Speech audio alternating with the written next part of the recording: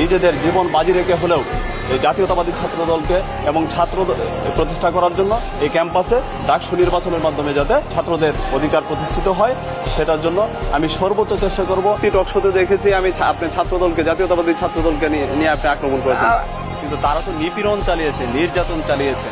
ঠিক আছে, আমরা দেখেছি লাইট বন্ধ করে দিয়ে হামলা চালিয়েছে সাধারণ শিক্ষার্থীদের উপর। সাদ্দাম বলেছেন যে প্রশ্ন ফাঁসের বিরুদ্ধে তারা আন্দোলন করেছেন। আমি তো যতটুকু জানি সেটা হচ্ছে প্রশ্ন ফাঁসের সাথে প্রত্যক্ষ এবং পরোক্ষভাবে জড়িত হচ্ছে বাংলাদেশ ছাত্রলীগ। বিভিন্ন হল এবং কেন্দ্রীয় সংসদে যারা প্রার্থী রয়েছে তাদেরকে বিভিন্নভাবে হুমকি দামকি দিচ্ছে।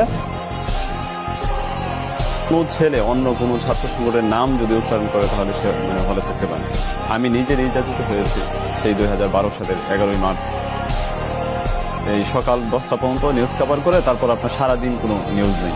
জনাব রব্বানী সাহেব তিনি বারবার জাতীয় নেতৃবৃন্দদেরকে আঘাত করে কথা বলছেন।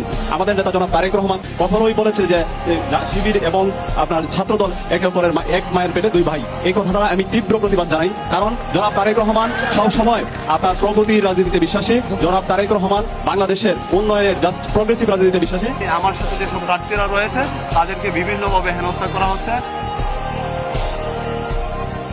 এটা সরকারের উচ্চ পর্যায় থেকে নির্দেশিত একটি ফলাফল ঘোষণা করা হয়েছে, যার মাধ্যমে একজন পরিকল্পিতভাবে একটি ব্যক্তিকে ভিপি হিসেবে ঘোষণা করা হয়েছে আমি বলে মনে করি। ছাত্রলীগের সন্ত্রাসীরা হামলা চালায়, সমস্ত পরিস্থিতি বিবেচনা করে আমরা প্রেক্ষাপট বিবেচনা করে আমরা এই নির্বাচন বর্জন করছি।